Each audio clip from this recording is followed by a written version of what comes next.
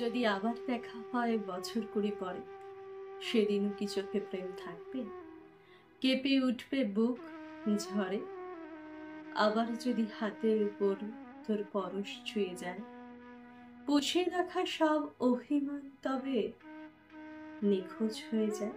আবার যদি বছর 20 পরে ফিরে আসি সব কিছুকে ফেলে, বুকের কাছে নিবি তো টেনে সব অভিযোগ ভুলে।